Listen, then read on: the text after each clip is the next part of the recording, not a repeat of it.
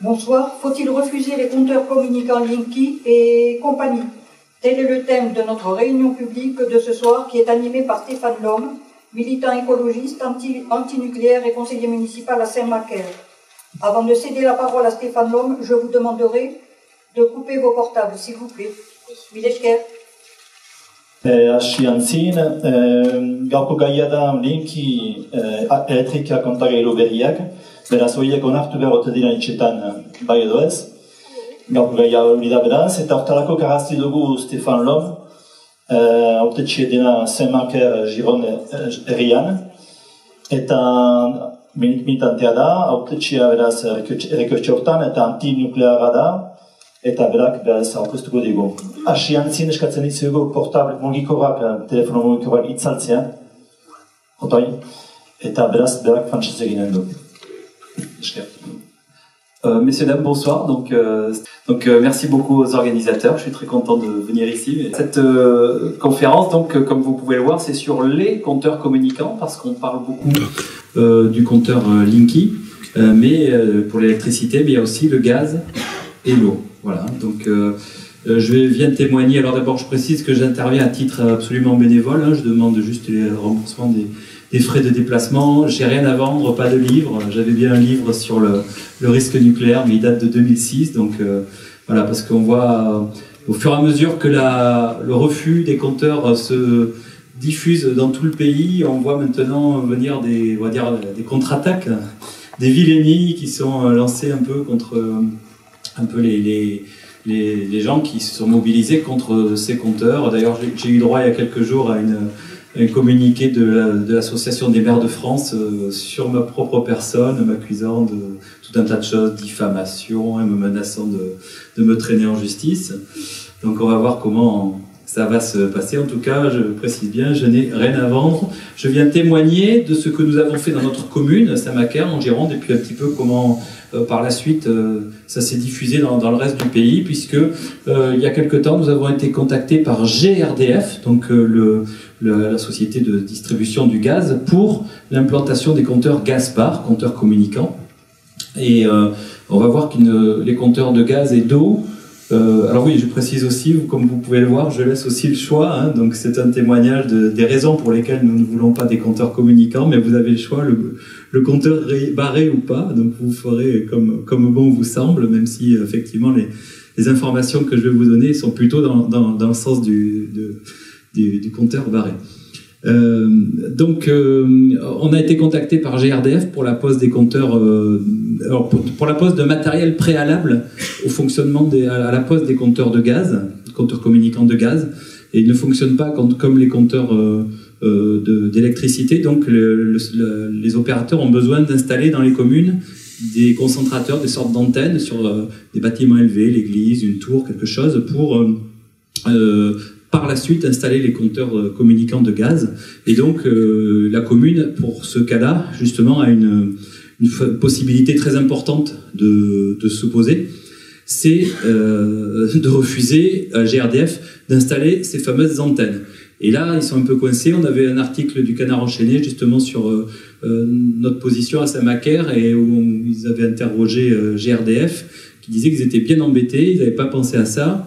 Ils ne pensaient pas que des communes pourraient refuser, et qu'ils avaient mobilisé leurs services juridiques pour essayer de voir de quelle manière ils pouvaient contourner notre décision, pourtant prise démocratiquement par le conseil municipal. Donc on voit qu'on a affaire à des gens qui n'ont absolument aucune intention de respecter la démocratie locale. Voilà. Et alors, quand on a pris cette décision, puisque c'était une demande qui nous était faite par GRDF, on a répondu non, et puis on a fait une lettre aux habitants pour expliquer notre décision et pour généraliser la problématique aux compteurs d'électricité et d'eau, puisque en cherchant, on s'est aperçu que finalement il y avait 3 programmes de compteurs communicants. Et donc cette lettre aux habitants, ensuite, c'était pour nos habitants de Saint-Macaire, mais elle s'est diffusée aussi par Internet de manière assez importante, ce qui fait qu'assez rapidement, on a été énormément sollicité. Et puis comme j'avais un peu mené suivi le dossier de près, tout a convergé vers moi, donc j'ai été obligé, en quelque sorte, de faire un site internet que vous pouvez voir là, pour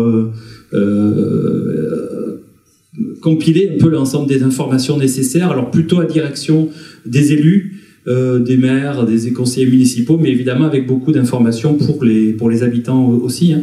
Donc voilà, ce site, refus.linky.gaspard.free.fr. Voilà, donc vous voyez que quand c'est pas tout à fait à jour puisqu'on est désormais à 255 communes que j'ai pu répertorier. Je reçois des informations de la France entière, de gens qui me disent on a pris une délibération dans telle commune et donc je rajoute la commune, la délibération, mais c'est ce que j'ai pu répertorier. Je suis persuadé qu'il y en a beaucoup plus. Parce que d'ailleurs régulièrement, je reçois des informations d'une commune me disant mais ça fait 3 mois que nous on a pris une délibération, pourquoi vous ne nous avez pas mis sur votre site? Tout simplement parce qu'ils ne me l'avaient pas dit. Donc voilà, et donc vous pouvez vous rendre sur ce site pour avoir le plus possible d'informations. Alors, je vais donc expliquer un petit peu les raisons ou prétextes qui sont avancés pour justifier les programmes de compteurs communicants, donner ce qui nous est apparu comme étant les vraies raisons de ces programmes, qui sont cachés ou pas trop, sur lesquels les industriels ne s'étendent pas trop. Et puis, évidemment, ensuite, je vais essayer d'expliciter les problèmes, les vrais problèmes qui sont causés par ces compteurs. Et puis ensuite, on pourra certainement discuter de comment faire pour ceux qui veulent s'y opposer, soit en tant qu'élu, ou maire ou élu, ou alors à titre individuel si la commune ne s'engage pas. Donc déjà tout de suite, une petite information avant de rentrer dans le vif du sujet. C'est un congrès de l'industrie et de l'électricité européenne qui a eu lieu à Vilnius pendant cet été. Donc on voit, c'était donc un article, je crois que c'est dans la Tribune, voilà, donc journal très sérieux, économique. Hein.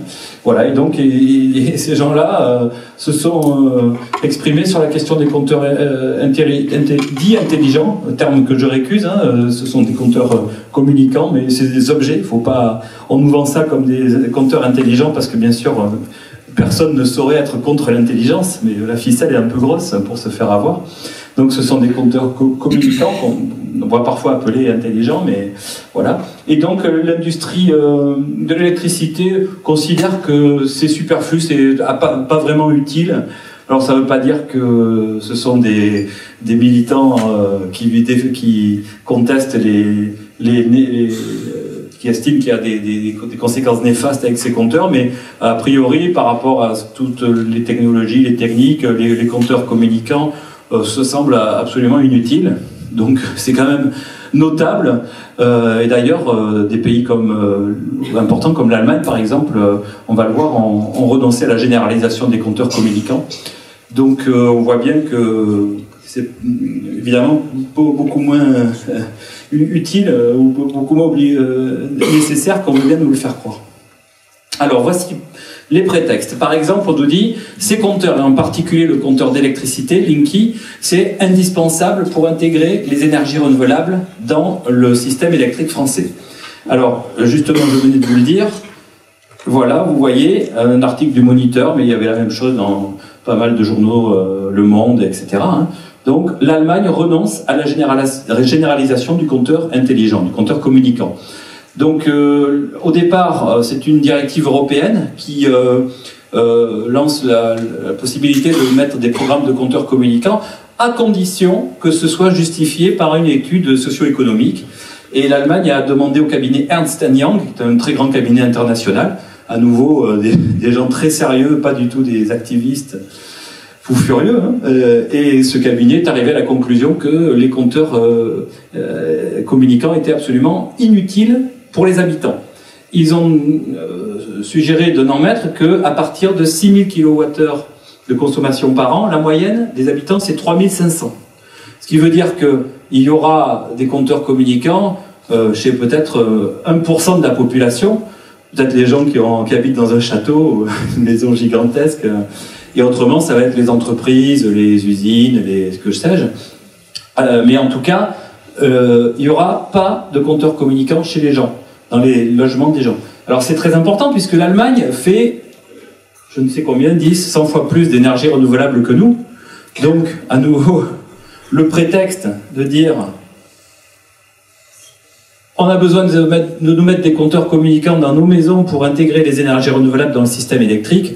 Il ne tient absolument pas, évidemment, comme le montre le cas de l'Allemagne. Et puis, de toute façon, on le comprend bien, il y a certainement besoin de moderniser ou de rendre communicants, j'en sais rien, enfin, bon, les grands réseaux, les lignes très haute tension, pour peut-être moderniser tout ça, certainement.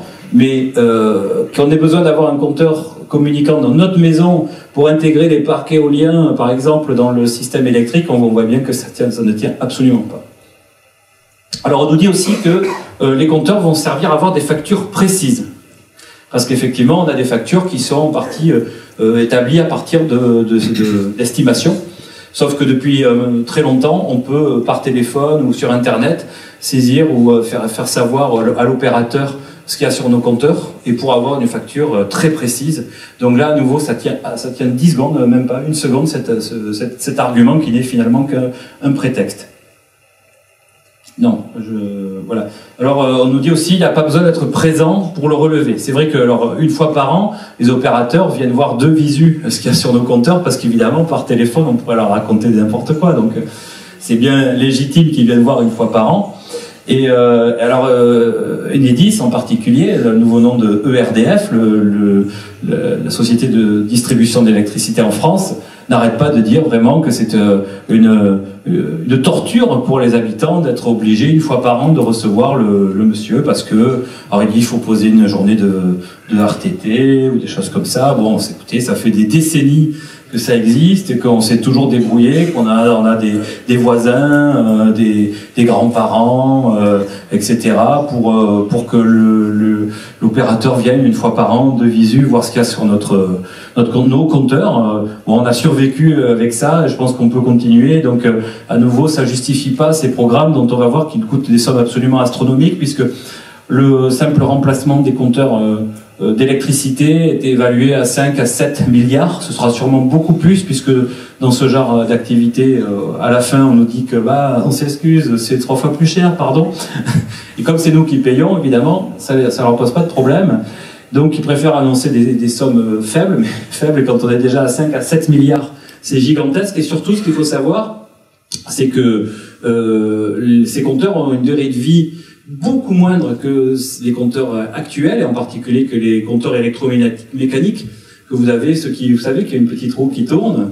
Donc il y a des compteurs bleus et même des compteurs noirs qui ont peut-être, ça pour certains, plus de 60 ans et qui tournent comme une horloge, qui pose strictement aucun problème. Eh bien, on va avoir la place, si on se laisse faire, des compteurs électroniques, donc beaucoup plus complexes, beaucoup plus fragiles, dont la durée de vie est annoncée aux alentours de 15 ans, mais on a déjà des articles, des études qui montrent que ça serait plutôt de 5 à 7 ans. C'est-à-dire qu'à peine ces compteurs seront posés, qu'il faudra pratiquement commencer à les changer.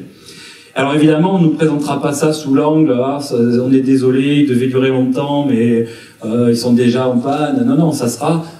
Voici la nouvelle génération de compteurs qui arrive, on va vous remplacer votre vieux Linky par le Linky 2, encore meilleur, voilà. Mais sauf qu'à chaque fois, c'est nous qui allons payer. Très important, Enedis dit toujours, ça ne vous coûte rien, ni aux habitants, ni à la commune. C'est gratuit. C'est nous, Enedis, qui payons tout. Mais Enedis, c'est nous qui les finançons, puisque c'est une partie de nos factures d'électricité. Donc vous avez une partie de votre facture qui part chez le fournisseur, c'est-à-dire EDF, Engie, Direct Énergie, Enercop, que sais-je, et une partie, je crois que c'est dans l'ordre de 15%, qui va automatiquement chez le distributeur, le système de distribution, donc Enedis. Donc eux, de toute façon, en plus, ils n'ont aucun risque de concurrence ou autre, ils sont quasiment en monopole sur la France, donc ils n'ont pas de problème d'argent, l'argent il tombe, c'est notre argent qui vient chez eux, donc avec ça, évidemment, ils payent les compteurs, ils peuvent nous dire que c'est gratuit pour nous, c'est nous qui les avons payés, donc voilà. Donc ça va nous coûter cher, ça on va en parler. Donc on nous dit aussi que c'est important pour détecter les pannes et pour les compteurs d'eau par exemple pour détecter les fuites d'eau. Alors évidemment tout le monde est contre les pannes d'électricité et contre les fuites d'eau, donc on devrait être tous pour les compteurs communicants. Et c'est pas si simple. D'abord il apparaît, on verra bien, on va bien Il faut surveiller toujours tout ce qu'ils nous racontent, mais a priori, les compteurs d'électricité, les Linky, vont juste donner comme information qu'on n'a pas d'électricité, qu'il y a une coupure. Ils ne donnent pas d'informations sur quelle est la nature de la panne et même à quel endroit est la panne. Enedis se plaint et dit quand il y a des coupures, on reçoit plein de coups de fil qui nous disent qu'ils n'ont pas l'électricité. Donc en fait, finalement, ils disent qu'ils ont besoin des compteurs pour savoir qu'il y a une coupure d'électricité, en même temps ils se plaignent qu'on les informe chaque fois qu'on a une coupure, ce qui est quand même bien naturel. Donc en fait, voilà, les compteurs ne vont rien apporter de plus par rapport aux coupures. Et pour les fuites d'eau, alors on nous dit, ça y est, pareil, les compteurs communicants vont permettre de détecter quand il y a des fuites d'eau, mais sur leur site internet, on voit qu'ils ont fait aussi des études, des recherches très importantes pour avoir des technologies acoustiques, par exemple, avec des gaz traceurs qui permettent de détecter les fuites d'eau. Donc à nouveau, c'est vraiment un argument très très peu convaincant qu'on peut évidemment classer dans les prétextes. Alors on nous dit aussi que ces programmes de compteurs vont être là pour nous aider à maîtriser notre consommation. Nous allons être des consommateurs. Donc voilà, c'est des thématiques qui sont souvent un terme qu'on trouve chez les écologistes ou autres. Et donc ils ont repéré ça, ils ont dit on va mettre consommateur, ça va faire bien. Le compteur en plus, le Linky, il est vert, donc ça fait presque écolo, un peu fluo quand même. Et voilà, donc, sauf que ces compteurs ne sont absolument pas faits pour nous faire économiser de l'électricité ou de l'énergie. Bien au contraire, d'ailleurs, il faut se rappeler que Enedis est une filiale à 100% de EDF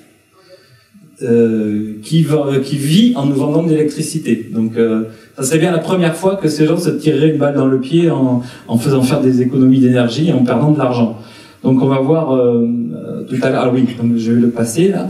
Donc par exemple, alors, il y a des pays qui ont eu la malchance d'être précurseurs et d'avoir des compteurs communicants avant nous. Et donc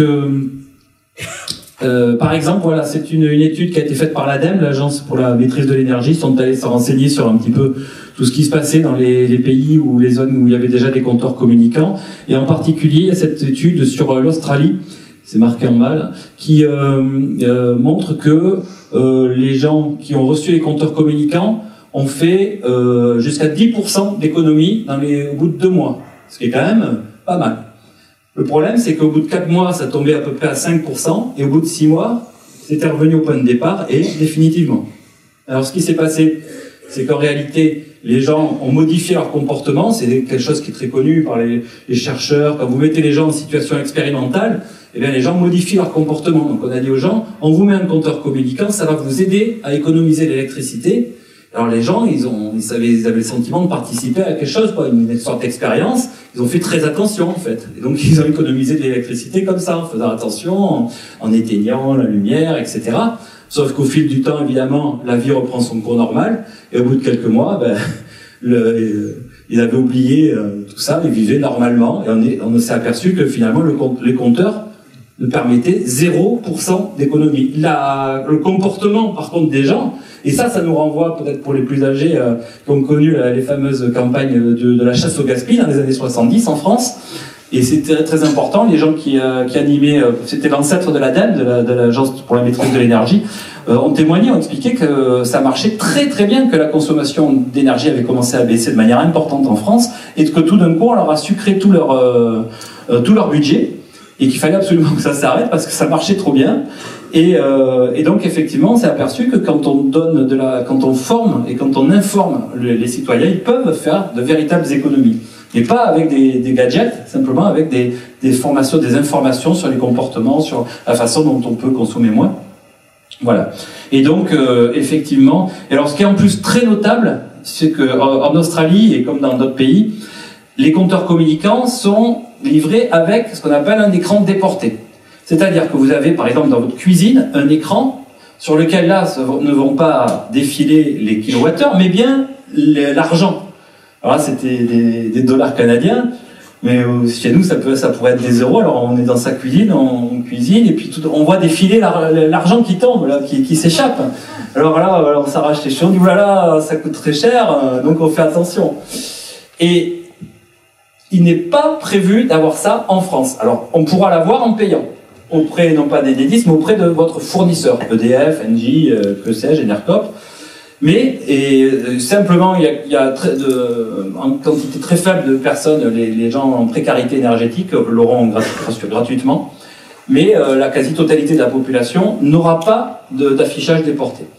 Mais de toute façon, on s'est aperçu que même avec l'affichage déporté, l'effet, au bout de 6 mois, il tend à 0. Mais là, il n'y aura même pas 6 mois parce que sans affichage, alors imaginez, vous avez un compteur qui souvent, d'ailleurs, et la moitié du temps, il est en dehors du logement, parfois il est dans le garage ou au sous-sol. Et les gens vont pas, depuis leur cuisine ou leur salon, aller voir sur le compteur à la cave pour voir si ça défile ou pas. Alors on pourra y accéder aux informations le lendemain sur Internet. Mais tout le monde sait, les études ont montré que c'est un effet quasi nul. On ne peut pas aller le lendemain, voir ce qu'on a fait la veille, regarder la courbe et dire « Ah, j'aurais dû faire ci ou pu éteindre ça », ça marche absolument pas. Voilà, donc aucune économie d'énergie. Voilà, il disait aussi que les programmes des compteurs communicants est une attente des clients, consommateurs, pour avoir accès à de nouvelles offres. Donc ils ont peut-être vu des manifestations dans la rue de gens avec des banderoles disant « On veut des compteurs communicants, on veut de nouvelles offres ». Il y a certainement des gens qui veulent par contre payer moins cher, ça c'est sûrement vrai, mais avoir des nouvelles offres, parce que les nouvelles offres, ce qui va se passer avec ces compteurs communicants, c'est qu'on va perdre le tarif de l'électricité ou du gaz ou de l'eau, mais surtout de l'électricité accessible à tout le monde, et on va se retrouver, comme pour la téléphonie mobile, dans une jungle tarifaire. C'est-à-dire que les sociétés vont faire des offres, des plus 20% pendant 3 semaines, enfin moins 20%, je sais pas, ou de telle heure à telle heure, etc. Donc on pourra plus rien comparer, comme pour la téléphonie mobile, tous ces forfaits qui sont tous différents les uns des autres, 2 heures, 3 minutes, 8 SMS, on sait plus qui fait quoi. Et là, ça sera pareil, en tout cas, ce qui est sûr, c'est que ça sera plus cher.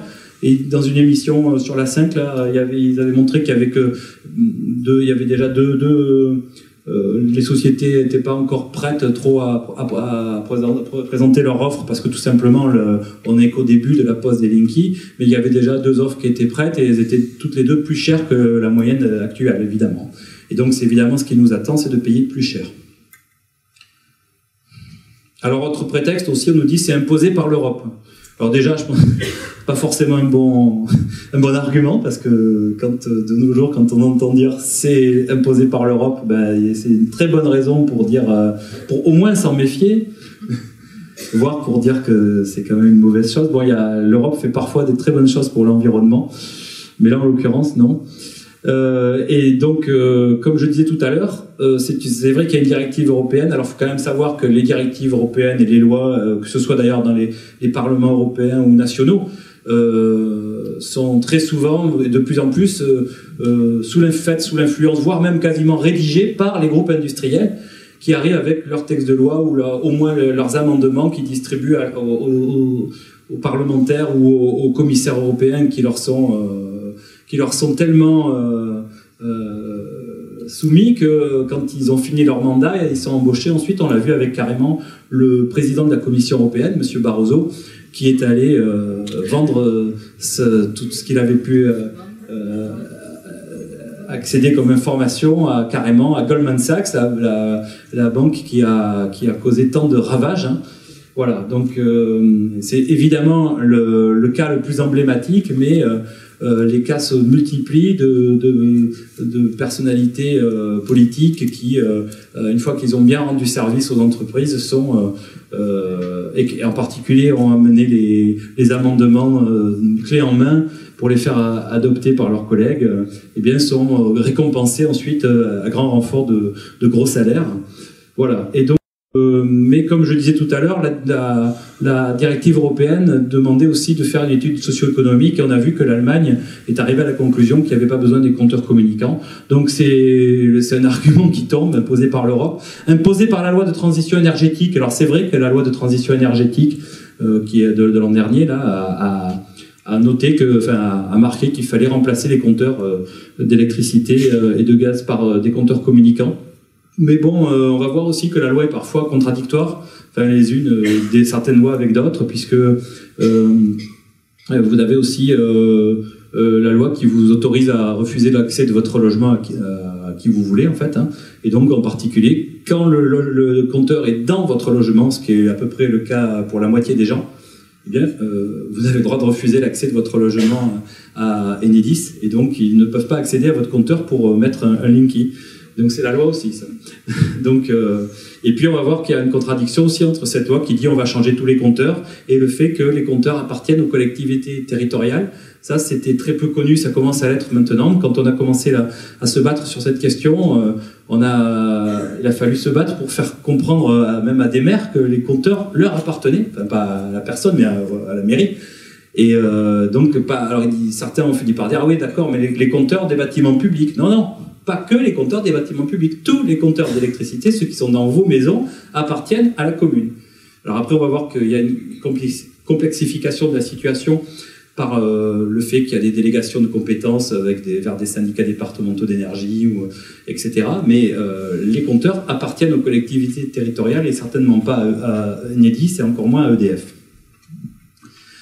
Alors, donc, on nous dit que c'est obligatoire et qu'on ne peut pas s'y opposer, qu'on va avoir des amendes, qu'on va nous couper le courant. Alors ça, c'est des menaces qui sont brandies par les équipes de pause des compteurs. Il y a à peu près 500 communes actuellement en France qui ont soit été qui ont subi l'arrivée des compteurs communicants ou pour lesquels c'est en cours. Et donc, on a de plus en plus de témoignages. Au fur et à mesure que l'information circule, que les gens comprennent ce qui se passe et qu'ils refusent ces compteurs, de témoignages de gens disant qu'ils ont été menacés, voire bousculés. Il y a des incidents. De toute façon, ça va se finir très mal. C'est forcé cette affaire. Il va y avoir des coups de fusil ou je ne sais quoi. Parce que les poseurs, c'est pas ERDF, Enedis, c'est des sous-traitants qui sont payés au nombre de compteurs posés et ils ont comme consigne poser, quoi qu'il arrive. Et donc là, ils n'ont aucun scrupule, rien à voir avec un quelconque esprit de service public. C'est à fond. À Brive, ils sont même rentrés dans l'appartement d'une personne âgée qui était sortie faire ses courses sans fermer à clé. Et ils ont ouvert, et personne. Ils sont rentrés dans l'appartement, ce qui est totalement illégal. Et ils ont mis le compteur communicant. Ça a fait un scandale, il y a eu des articles. Et ils sont revenus donner l'ancien compteur à la dame. Et ils lui ont donné pour qu'elle le mette sur sa commode ou comme ça. Mais c'est vraiment se moquer du monde à un point extraordinaire. Voilà. Et alors on nous dit que les particuliers et les communes ne peuvent pas refuser. On va voir que c'est complètement faux. Donc, comme je vous disais, on ne va pas avoir d'économie d'électricité. Et par contre, on va avoir des factures qui vont augmenter. Donc, on peut le voir d'ailleurs dans les propres dépliants de RDF, Enedis, ils ont changé de nom récemment. Donc, c'est marqué ERDF, mais il y a la même de Enedis.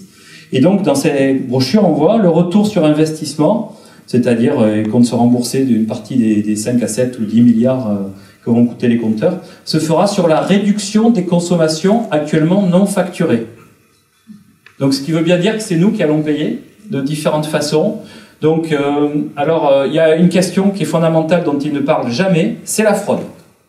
Et c'est quelque chose, moi, que j'aurais bien aimé que ce soit mis sur la table, qui nous disent on veut mettre des compteurs communicants parce qu'il y a trop de fraude. Ça aurait permis d'ouvrir le débat sur comment se fait-il en France avec 58 réacteurs nucléaires où on avait promis une électricité tellement abondante et un tarif tellement bas que ça serait le paradis pour tous. Et s'il y a tant de gens qui fraudent, paraît-il, c'est probablement parce que finalement, au rendez-vous, on a bien les 58 réacteurs, mais on a une électricité tellement chère que les gens ne peuvent pas se chauffer, qu'il y a une précarité énergétique extraordinaire, que évidemment dans les années 70, comme je vous disais, les campagnes de chasse au gaspillage, ça devait être aussi accompagné de campagnes d'isolation des bâtiments, tout ça, ça n'a pas été fait. Et donc il y a encore en France des dizaines de milliers de cités en particulier qui sont des vrais passoires énergétiques avec des chauffages électriques. Les gens se chauffent pas. Et probablement que parmi ces gens, il y en a qui fraudent, s'ils ont les compteurs, les anciens, tout simplement parce qu'ils n'arrivent pas à payer. Et donc, j'aurais bien aimé que cette question soit mise sur la table, mais il n'en parle jamais, si ce n'est en off. Et il y a aussi le fait que les compteurs vont disjoncter beaucoup plus vite maintenant, voire immédiatement, que par rapport aux anciens compteurs. Et donc, on voit par exemple, alors il y a une expérimentation des Linky en 2010, 2011, 2012 dans 2 régions, en Indre-et-Loire, en zone rurale, et dans la région lyonnaise, en zone urbaine. Et donc, on voit là, c'est en 2010, la Nouvelle République, donc du côté de l'Indre-et-Loire, où effectivement, donc dans les conseils municipaux, les informations arrivaient que les gens se plaignent et leurs compteurs disjonctent tout le temps depuis qu'ils ont le Linky. Et alors, EDF a trouvé la solution. EDF propose aux particuliers de souscrire un abonnement d'une puissance supérieure. C'est-à-dire, évidemment, plus cher, pour résoudre ce problème. Et c'est ce qui va se passer pour nous, si nous laissons mettre les compteurs Linky. D'ailleurs, début de la pause des Linky, donc après les expérimentations de 2010-2011, là, début 2016, là, cette fois-ci, c'est l'Est républicain, Nancy, Linky fait disjoncter le porte-monnaie. Les compteurs Linky sont beaucoup moins tolérants que les anciens, coupures fréquentes, ça disjoncte tout le temps. Et là, pareil, un spécialiste de RDF qui souhaite rester anonyme explique: votre ancien compteur tolérait plus ou moins 15% de puissance. Celui-ci coupe net directement au compteur. Un certain nombre de clients devront revoir la puissance de leur abonnement. Donc on va être des milliers, des centaines de milliers, des millions probablement, si on a les Linky, à devoir prendre un abonnement plus cher pour éviter de disjoncter tout le temps. Voilà, donc pas d'économie, mais au contraire, on va payer plus cher. C'est pas tellement surprenant finalement. Alors voilà, donc on a vu que les justifications avancées étaient plutôt des prétextes, des très mauvais prétextes. Alors pourquoi on nous met ces compteurs quand même? Ça, on le trouve aussi dans des brochures de RDF, pas les brochures qui sont diffusées aux habitants ou aux élus, mais les brochures pour les entreprises. Donc on nous explique que l'objectif de Linky, c'est pas d'améliorer notre vie du tout, mais de créer un standard mondial de l'industrie du comptage évolué. Ça pète. Et que pour ça, RDF a bâti un système évolutif. Alors ça, notez-le bien, j'aurais dû le mettre en rouge. On va en parler en particulier au niveau, quand on parlera de la question des ondes. Hein. Système évolutif capable de gérer de très importants flux de données. Et ils disent bien, nous ne sommes encore qu'aux prémices de l'exploitation de toutes les potentialités de ce compteur. L'objectif actuellement, c'est de poser, c'est vraiment la stratégie du cheval de Troie. Donc, à la limite, on va voir qu'ils sont revenus en arrière. Au début, ils disaient que c'était un compteur extraordinaire, qui fait des choses merveilleuses. Maintenant, non. C'est un compteur absolument anodin. Il fait presque rien. On se demande presque pourquoi il faudrait le mettre. Donc, il fait rien du tout. Donc, vraiment, pourquoi s'opposer à ce compteur qui fait rien? L'idée pour eux, c'est de poser. Et une fois qu'ils auront terminé, là, on verra ce qui va se passer. Alors, les potentialités en particulier, c'est le big data. Là, c'est moi qui l'ai mis en rouge. Les usages domotiques, objets connectés, on va voir. Alors le big data, qu'est-ce que c'est? C'est tout simplement une captation d'informations, d'innombrables informations sur nous, sur nos vies, sur nos possibilités financières, sur nos habitudes de consommation. Et donc c'est ça. Et là, je suis désolé, il faut que je l'intègre dans le diaporama à cet endroit-là. Il y a une interview de Philippe Monloubou, qui est le PDG de Enedis, ex-ERDF, qui se gargarise, il dit « Nous sommes en train de devenir un très grand opérateur de big data ». Donc, comptabiliser nos consommations d'électricité, c'est vraiment une activité subalterne. Bon, ils vont quand même continuer à le faire parce que c'est leur travail de base. Mais vraiment, voilà, là, ils sont partis vers cette nouvelle guerre mondiale, de celle des Google, Facebook et compagnie, et toutes ces entreprises qui cherchent à établir des bases de données où il y a tout le monde. On y sera tous les habitants, et il y aura sur nous toutes les informations possibles, bases de données qui se vendent ensuite à des tarifs absolument extraordinaires à tout un tas de sociétés qui veulent nous faire des offres payantes, hein. C'est un mot à double sens, les offres, parce que normalement c'est un cadeau, une offre. Là, c'est pas un cadeau, il va falloir qu'on paye. Et donc, grâce à ces compteurs communicants, ils vont capter sur nous des quantités d'informations tout à fait extraordinaires. Alors ça, c'est la brochure, c'est une brochure de ERDF. Hein. Je vous explique aux entreprises ce qui va se passer. Il y a l'adresse du lien là, elle est en bas, elle est compliquée, mais enfin vous pourrez la retrouver. Et alors ils expliquent que l'installation de ces compteurs va bénéficier pas à nous, non, à l'ensemble de la filière électrique. Et que le programme est suivi de près par les acteurs majeurs du secteur de l'énergie, fournisseurs, distributeurs, producteurs, équipementiers, start-up. Je peux vous dire qu'il y a du monde qui a les dents qui rayent le parquet et qu'ils attendent que ces compteurs soient enfin posés pour se jeter sur nous et faire tous leur business. Et ce qui est encore plus choquant, c'est que c'est une entreprise de service public, Enedis, une entreprise 100% publique, qui est en train de faire le cheval de Troie, d'ouvrir la porte à tout un tas de sociétés privées pour faire leur business sur notre dos. Alors, voilà, c'était les véritables raisons de l'installation de ces compteurs. Et alors, les justifications, on a vu, sont des prétextes, hein, ne tiennent pas. Par contre, les problèmes, eux, ils sont vrais. Alors, les problèmes, c'est quoi? Désastre environnemental, 81 millions de compteurs en parfait état de marche, 35 d'électricité, 35 d'eau, 11 de gaz, vont être jetés. Alors, on nous dit, ils vont être recyclés. Mais bon, on doit recycler des objets cassés ou en fin de vie, pas des objets en parfait état de marche.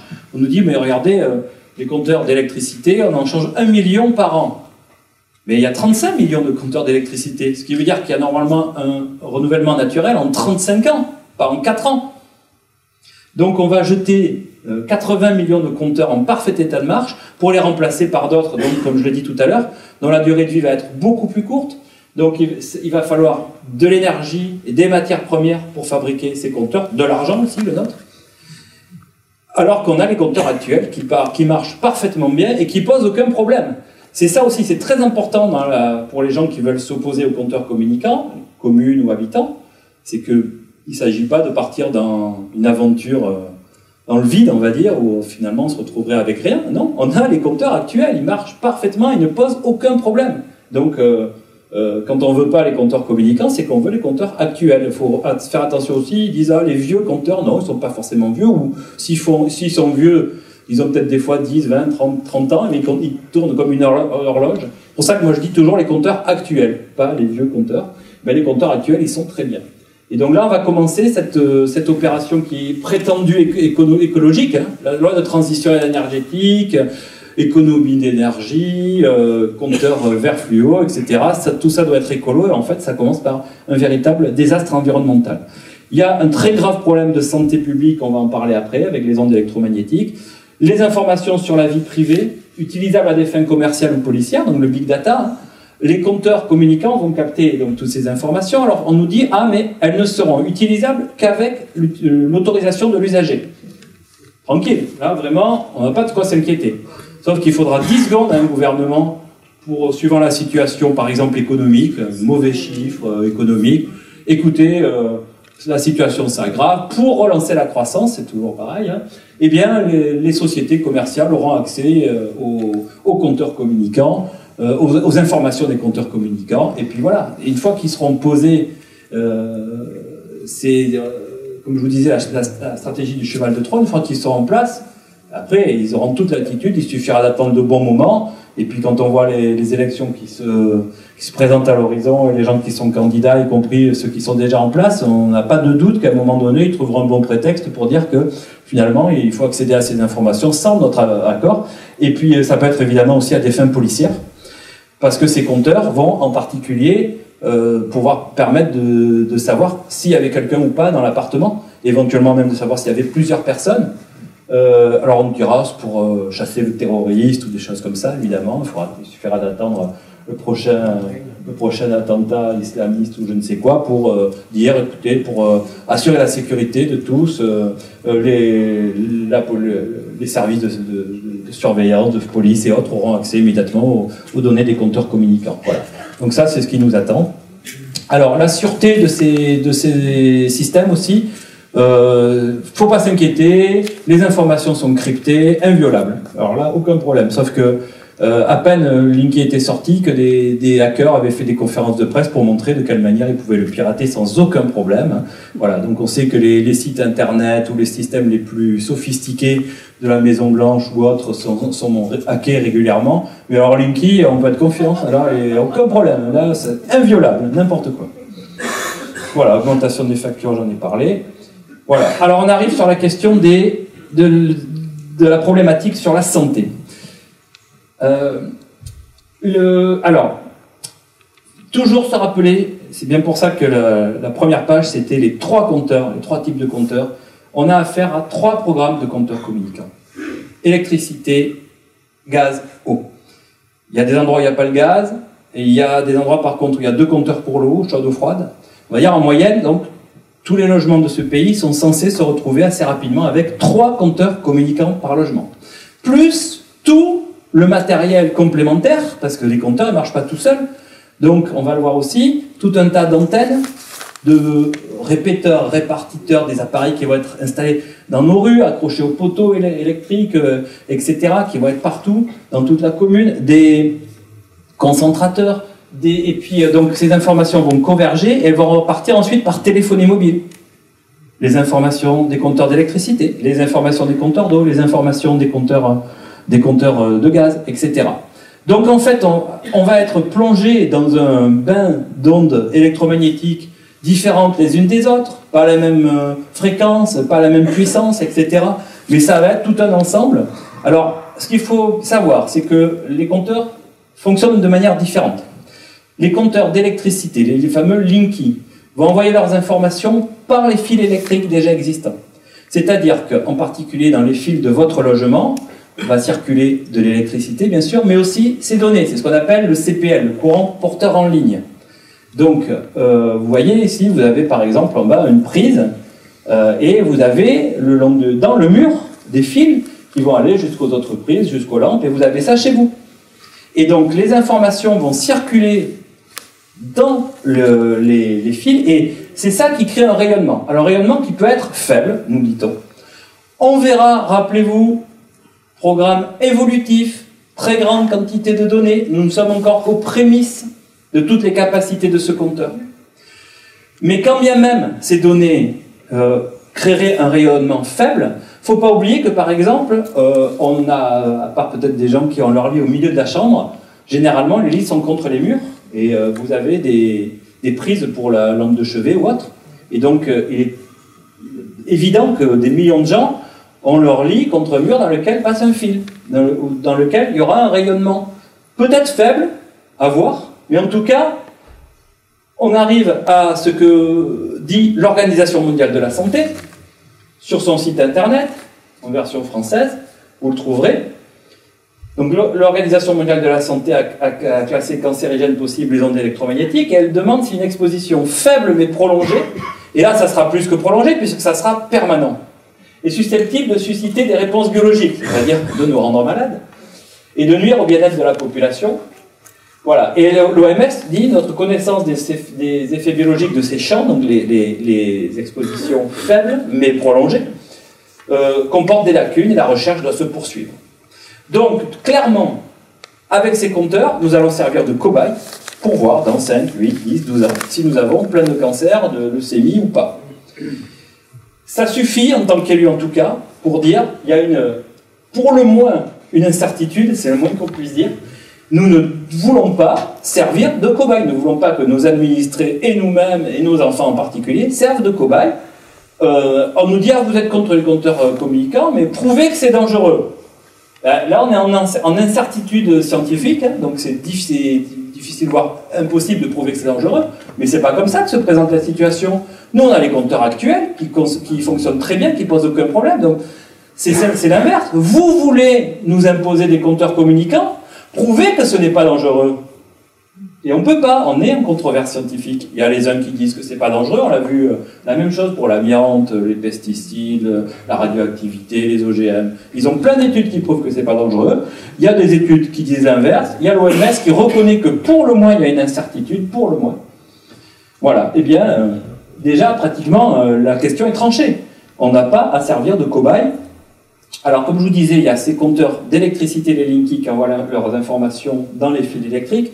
Alors, ce fameux CPL, Enedis dit, ça ne circule qu'entre le transformateur de quartier. Vous savez, ces petites bicoques dans les rues qui sont pas loin de chez vous, il y a encore marqué EDF, c'est des relents de l'histoire ancienne, puisqu'il faudrait marquer Enedis. Et donc, ces petites bicoques qui sont parfois collées aux maisons, d'ailleurs. Hein. Et donc, le CPL, les informations vont circuler juste entre ce transformateur de quartier et le compteur d'électricité, le vôtre. Et donc, le CPL ne rentrera pas dans le logement. Alors, premièrement, la moitié des compteurs sont dans le logement. Donc, on ne voit pas comment le CPL ne pourrait pas rentrer dans le logement alors que le compteur est dedans. Et deuxièmement, je crois que c'est marqué, j'étais moi au débat qui est organisé par Sud-Ouest le 2 mars 2016. Alors, c'est impossible de retrouver un compteur rendu. Et Sud-Ouest nous dit, ah, ben, c'est Enedis qui a enregistré. C'est eux qui ont le compte rendu, voilà. Donc, mais en tout cas, il y avait plus de 100 personnes, on a tous très bien entendu, on a posé la question à monsieur Ozono, qui est le directeur de Itron Europe, la société qui fabrique les Linky à Chasseneuil-du-Poitou. Donc c'est le fabricant des Linky. La question lui a été posée, il a dit oui, le CPL passe le compteur et va dans le logement, évidemment. Voilà, donc comme je vous disais, les compteurs Linky vont faire ce fameux CPL qui va rayonner peut-être faiblement, mais en tout cas de manière permanente. Les compteurs de gaz et les compteurs d'eau, eux, envoient directement leurs informations par ondes radio, donc d'autres ondes électromagnétiques, avec tout un tas de capteurs qui vont essayer de récupérer ces informations. Donc on voit que si on a 3 compteurs par logement, n'oubliez pas, on va le voir après, que vous pouvez aussi être dans des logements collectifs, dans une entrée d'immeuble avec 15 appartements par exemple, eh bien vous pouvez avoir 45 compteurs communicants en bas dans le local technique. Alors les gens qui sont au 5e ou au 6e étage, peut-être que ça va, mais celui qui est au rez-de-chaussée ou au premier étage, la chambre des enfants au-dessus de 45 compteurs communicants, je ne suis pas bien sûr qu'on soit dans un système qui soit tout à fait anodin pour la santé. Hein. C'est le moins qu'on puisse dire. Voilà. Donc, pour le moins, très très grosse incertitude concernant la santé, et donc aucune envie de servir de cobaye. Et d'ailleurs, on peut illustrer avec des documents qui sont en ligne qu'on a pu trouver chez les sociétés d'eau. Parce que finalement, les sociétés d'eau, alors Veolia, Lyonnaise, Sogedo, Sor, etc. Donc il y en a une myriade. Elles ont fait moins de bruit, mais elles ont déjà malheureusement beaucoup plus avancé. Par exemple, je me suis aperçu que l'agglomération bordelaise était équipée en compteur communicant d'eau depuis longtemps déjà. Donc ils n'ont pas fait de bruit et ils ont tout installé ça comme si c'était des choses anodines. Et ça ne l'est pas évidemment. Et donc on voit sur leur brochure que voilà, vous voyez le gars qui installe du matériel de relais dans les rues sur des poteaux pour capter les informations qui vont être envoyées par le compteur. Donc on voit alors le compteur, vous voyez votre compteur d'eau, c'est la partie bleue, c'est le compteur normal, et au-dessus vous avez le module communicant qui va lui pulser et envoyer des informations, et évidemment tout ça peut traverser votre appartement, suivre vos voisins, partir vers ces antennes qui vont être installées dans toute la commune, on le voit encore là au travail. Et on peut voir d'ailleurs voilà ce que je vous disais, des brochettes de compteurs. Hein. Voilà, donc là il n'y en a que quelques-uns, mais vous pouvez en avoir des dizaines au même endroit. Et puis des antennes dans la ville pour capter toutes ces informations. Alors, ce qu'il faut comprendre, savoir aussi, c'est que, comme je vous disais au début, la vraie explication de toutes ces affaires, c'est le business. C'est vraiment les entreprises commerciales. Il y a des enjeux financiers tout à fait extraordinaires. Et parmi eux, il y a la question des objets connectés. Alors qu'est-ce que c'est? C'est n'importe quel objet que vous possédez, votre stylo, un verre, que sais-je, n'importe quoi. Il y a déjà des milliards d'objets maintenant de ce genre. Peuvent contenir des puces infimes qu'on appelle des puces RFID. Et vos objets, vous allez pouvoir les connecter à Internet. Votre objet, donc vos clés, on aura toujours des bons prétextes qui nous sont avancés. Si vous perdez vos clés, vous allez sur Internet et vous allez pouvoir les repérer, vous savez où vous les aurez perdues. Donc c'est vrai que ça peut paraître un point positif, mais c'est toujours évidemment nous présente un cas intéressant pour nous appâter et qu'on trouve extraordinaire cette affaire. Et donc tous vos objets vont pouvoir être connectés à Internet et on me paraît que c'est quelque chose de merveilleux. Alors évidemment il va falloir s'abonner pour ça. C'est payant. Et donc vous avez vos objets chez vous, je sais pas, vos chaussures, votre brosse à dents, que vous pouvez connecter à Internet, mais ça se connecte pas tout seul. L'objet il a une petite puce, et qui c'est qui va faire le relais entre les systèmes que ces sociétés vont ont déjà commencé à installer ou installer partout en France pour avoir des réseaux d'ondes qui vont être en contact avec tout ça. Qui va faire le relais entre vos objets chez vous et ce système? Le compteur communicant. Le compteur communicant, comme je vous le disais, il va comptabiliser encore nos consommations d'électricité, de gaz et d'eau, c'est son travail de base de compteur, mais ça va devenir une activité subalterne. Ces gens-là, ils ont comme obsession, on peut dire maintenant, de mettre au point tous ces systèmes d'objets connectés. Vous voyez, la Sogedo, c'est une société d'eau, c'est celle qu'on a chez nous à Saint-Macaire d'ailleurs, a fait alliance avec Sigfox, une société toulousaine, qui est spécialisée dans les objets connectés. Et donc, les compteurs, que ce soit le compteur d'électricité, de gaz et d'eau, vont pouvoir permettre de mettre en lien les objets connectés avec les réseaux de ces gens-là, pour tout ça pour qu'ils fassent des bénéfices absolument extraordinaires. Et alors, on apprend des choses quand même très intéressantes. On a dit au début que j'ai quelques activités contre l'industrie nucléaire. Alors, c'est pas directement lié, quoique, et d'ailleurs, quand on gratte, devinez qui est président du conseil d'administration de Sigfox, la société des objets connectés. Anne.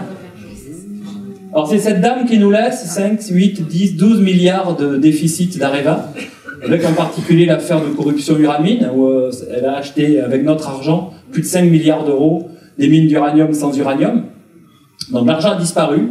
Il y a quelqu'un qui a trouvé son compte, puisqu'il a acheté des actions d'Uramine juste avant qu'Areva les achète. C'est Monsieur Frick. C'est son vrai nom, hein, il s'appelle Monsieur Frick, hein, c'est pas une blague. Il a gagné beaucoup d'argent comme ça. Et alors on se demande comment Monsieur Frick a eu l'information que Areva allait acheter la société Uramine. Il faut savoir quand même que c'est le mari d'Anne Lauvergeon. Les méchantes langues disent que peut-être elle lui aurait dit que c'était le bon moment pour acheter des actions de la société Uramine. La justice est sur le coup, elle a été entendue longuement, on attend maintenant les mises en examen et l'incarcération, qui est très méritée, mais aura-t-elle lieu? On sait qu'il y a des gens qui ont plus facilement tendance à être incarcérés et d'autres beaucoup moins. Donc cette personne qui nous laisse des factures absolument extraordinaires, elle est présidente du conseil d'administration de ces gens qui veulent nous mettre des objets connectés chez nous. Question, faut-il lui faire confiance? Faut-il accepter? Et ça aussi très important, vous voyez que sous le capot vert fluo du Linky, vous avez un emplacement ici qui est vide pour le moment et dans lequel, non pas Enedis, mais votre fournisseur, EDF, Engie, Enercop, etc., pourra venir vous installer cet appareil qui s'appelle l'émetteur radio Linky et qui va faire que le compteur pourra fonctionner de la même manière que les compteurs de gaz et d'eau, c'est-à-dire envoyer directement des ondes par les airs, par ondes radio, et donc être entre autres en contact avec les objets connectés. Et donc ce qui fait que le Linky, lui, vous donnera à la fois le CPL, c'est-à-dire les informations qui vont rayonner dans les fils de vos murs, et en plus les ondes qui vont traverser votre logement pour aller être captées par les antennes extérieures. Donc on aura la double peine avec Linky. Alors là je passe parce que donc il y a une étude de l'Agence nationale des fréquences qui a trouvé que tout allait bien avec ces systèmes. D'ailleurs le CRIREM, Centre de recherche et d'information indépendant sur les rayonnements électromagnétiques, qui est une association avec des scientifiques qui font des études, une association extrêmement prudente, qui a même tendance à considérer les gens comme moi ou d'autres comme de fous furieux, voilà, qu'il faut pas trop écouter, alors que eux sont des gens très sérieux. Ben là, pour le coup, c'est eux qui sont devenus fous furieux de rage, parce qu'ils ont constaté que l'étude de l'Agence nationale des fréquences, qui est une structure publique, officielle, eh bien, a trouvé des chiffres absolument invraisemblables. Ils disent il faut croire qu'il n'y a plus dans les grandes agglomérations plus de radio, plus de télé, plus de téléphonie mobile, tout ça a disparu. L'Agence nationale des fréquences, ils trouvent 0 à des endroits, donc voilà. Et donc le CRIREM, pourtant si prudent là, est fou furieux. Voilà la suite du communiqué. Voilà, incroyable mais vrai. On se retrouve comme en 2005 quand il n'y avait rien. Donc les mesures réalisées par les bureaux de contrôle présentaient des niveaux d'exposition très faibles, voire nuls, notamment sur Paris. Voilà, donc ils sont furieux, demandent voilà. Et puis nous avons même fait un deuxième communiqué pour dénoncer tout ça. Aussi quelque chose d'amusant pour le risque Big Brother, donc le Big Data, la captation d'informations sur nous. Monsieur Linky, donc Bernard Lassus, hein, le PDG, le chef du programme Linky, il était invité chez Bourdin le 1er avril, c'est pas une blague. Hein. Et donc il expliquait, comme je vous disais tout à l'heure, ce pauvre petit compteur ne fait rien. Vraiment, on se demande pourquoi il y a tant de gens qui lui veulent du mal alors qu'il ne fait rien. C'est un compteur qui ne mesure que des courants électriques, qui ne sait pas reconnaître un électron qui vient de la machine à laver, de la télévision, de votre phare à repasser ou autre. Vraiment, compteur anodin, Linky. Et retour en arrière, donc ça c'est le 1er avril 2016, le 1er avril dernier, mais au moment du lancement du programme Linky, 4 mois plus tôt, le 1er décembre, là c'est pas sur BFM mais c'était sur iTélé, le même Bernard Lassus, le même type, hein, il expliquait, image et écran à la clé, là vous avez une courbe qui vous permet de visualiser le démarrage ou l'arrêt de certaines installations. Là on voit un lave-vaisselle qui fonctionne, là la plaque de cuisson n'est pas allumée, voilà, on voit un four qui pour l'instant fonctionne aussi. Donc là il expliquait, parce qu'il pensait qu'on allait tous trouver ça absolument merveilleux, il expliquait que le système Linky allait pouvoir détecter tout ce qui fonctionne chez nous, tous les appareils qu'on a, etc. Et 4 mois plus tard, il dit, non, mais vraiment, il fait rien le compteur, il fait rien. Il ne sait pas détecter, voir si l'électron vient de la machine à laver, de la télévision. Voilà. Ces gens nous mentent. Voilà. Voilà, tel point sur le Big Data que la Ligue des droits de l'homme a demandé officiellement un moratoire, hein, sur l'installation des compteurs communicants. Voilà, c'est pour s'il y a des élus aussi, lorsque les poseurs de Linky arrivent, c'est la panique dans la commune, c'est des troubles, des gens pour, quoique peu, des gens contre, des incidents avec les poseurs, donc grave problème en perspective, et aussi instrumentalisation de la commune et du matériel de la commune, puisque les compteurs appartiennent à la commune, pour des intérêts commerciaux et privés, donc de très bonnes raisons pour les élus. Voilà, vous avez aussi des cas qui se multiplient, intervention de la police là, à Niort, puisqu'il commençait à y avoir des graves problèmes entre les poseurs et les habitants qui se rebellent, et ils ont bien raison. Voilà.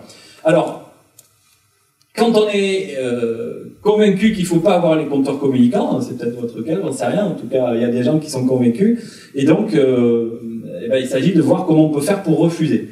Alors évidemment la meilleure solution c'est que la commune prenne une délibération, la commune refuse sur l'ensemble de la commune les compteurs communicants. On va voir qu'il y a 255 communes pour le moment au moins qui ont pris ces positions, mais il y a une contre-attaque, il y a les autorités les préfets, les DIS qui font des recours, etc. Donc c'est difficile, mais c'est un combat qui est en cours et qui est absolument pas tranché, contrairement à ce qu'on veut bien nous faire croire. Et puis le refus individuel. Alors le refus, si votre commune fait rien pour vous, ben vous pouvez refuser individuellement, mais alors là, il y a quand même un critère qui est crucial, c'est la place du compteur. Si le compteur est dans votre logement, vous fermez la porte, vous mettez les barbelés, vous vous laissez pas impressionner par les poseurs qui vont vous dire on va appeler la police, ils vont vous arrêter, vous allez avoir des amendes, on va vous couper l'électricité, que sais-je. Voilà, ils font tout ce qu'ils peuvent pour impressionner les gens, malheureusement ça marche des fois. Ne vous laissez pas impressionner, le compteur est chez vous, tant qu'il fonctionne, et il peut durer des décennies encore, vous n'aurez aucun problème. S'il est à l'extérieur, par contre, c'est très compliqué, parce que là, vous ne pouvez pas être là tout le temps. Et il y a toujours un moment où ils vont passer pendant que vous n'êtes pas là pour les changer, en particulier si c'est dans les parties communes d'un immeuble, ils attendent que quelqu'un rentre ou sorte, ils se précipitent et ils changent tout. Si votre compteur donne sur la rue, et même, attention, si le compteur est dans votre jardin, il rentre quand même. Ils partent du principe que quand ils venaient, alors c'est pas les mêmes équipes, mais ils s'en moquent, hein, pour relever le compteur, ils rentraient, donc personne ne disait rien, donc là ils rentrent comme ils font d'habitude, et sauf que là c'est pour mettre le compteur, c'est illégal, mais là il n'y a pas violation de domicile, enfin ils partent du principe qu'ils avaient l'habitude d'entrer, donc voilà. Donc alors qu'est-ce qui se passe? Il y a des gens qui coffrent leur compteur, il y a des gens qui mettent des cadenas, attention parce que maintenant les poseurs arrivent des grosses clés, des grosses pinces pour tout arracher. Mettre un autocollant dessus ou une photocopie de la lettre recommandée que vous avez envoyée, ça tient un demi-millième de seconde, ils arrachent et ils mettent le compteur, ça ne sert à rien.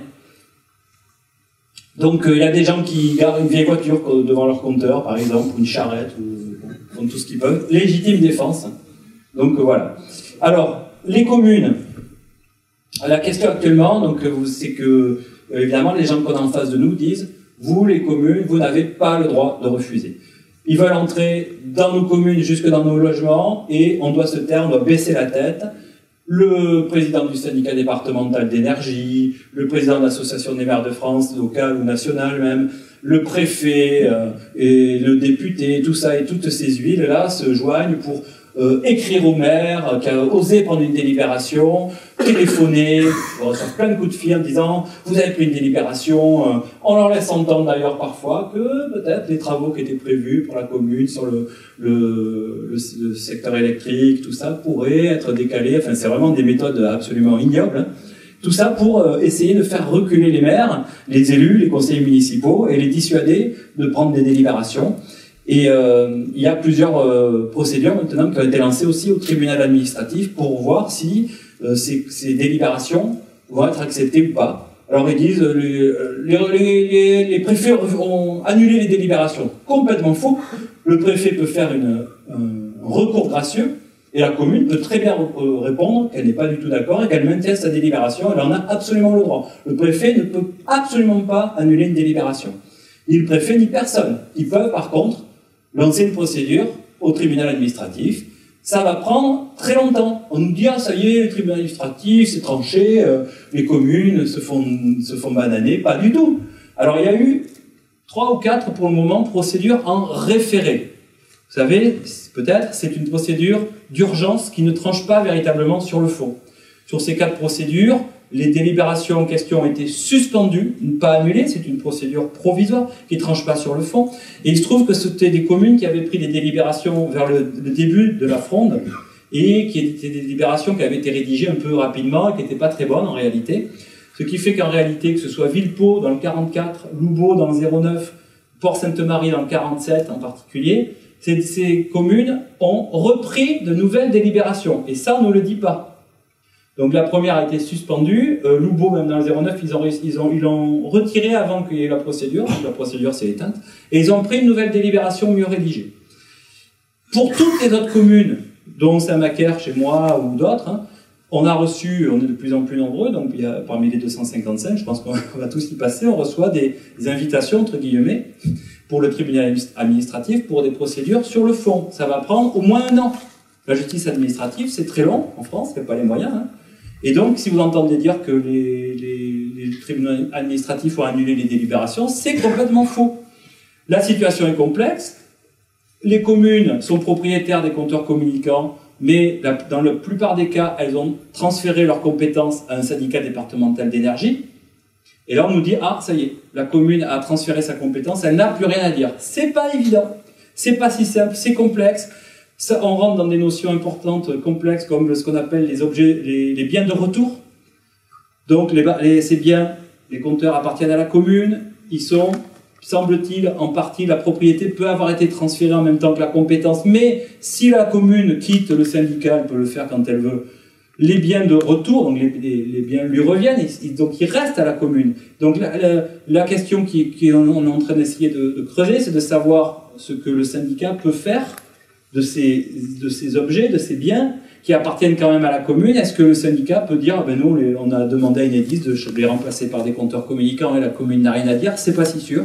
C'est complexe, on verra. En tout cas, ce qui est sûr, c'est que ça prendra des mois et qu'on n'a absolument pas les réponses pour le moment. Et surtout, à ne pas oublier, c'est une affaire donc en partie juridique, puisqu'on aura des verdicts, des décisions, mais c'est surtout une affaire politique au sens noble du terme. Est-ce que, dans ce pays, des gens haut placés, parce qu'il y a eu des gens, des industriels qui sont allés voir la Commission européenne, qui sont allés voir Madame Royal, etc., pour faire des lois, est-ce que des gens ont le droit de décider qu'ils vont rentrer dans nos communes et dans nos logements en nous disant de nous taire et qu'ils vont nous mettre des compteurs qu'on ne veut pas dans nos maisons?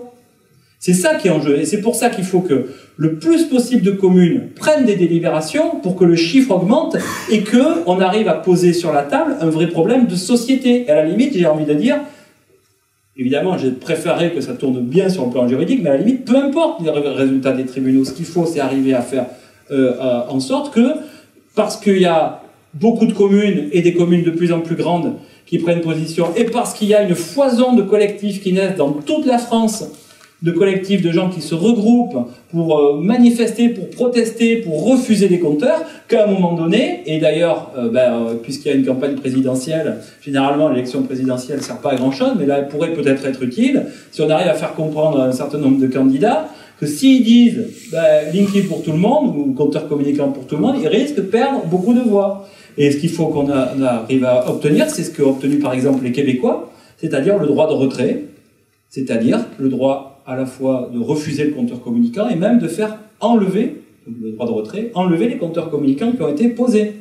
Et nous, on veut ça pour les habitants et pour les communes. On veut le respect des décisions communales, que les communes qui décident de protéger leurs habitants, leur mode de vie, leur bien-être dans leur commune et ne veulent pas de ces 3 programmes de compteurs communicants, eh bien, qu'il y ait de respect de ça. Il y aura suffisamment de gens pour trouver ça merveilleux, les compteurs communicants, être connectés de la tête aux pieds, pour que dans les endroits où les gens n'en veulent pas, eh bien, on puisse faire respecter cette volonté démocratique et bien justifiée. Voilà un petit peu toutes les raisons que je voulais vous exposer. J'espère que j'ai pas été trop long. Évidemment, on peut maintenant discuter. Voilà, merci.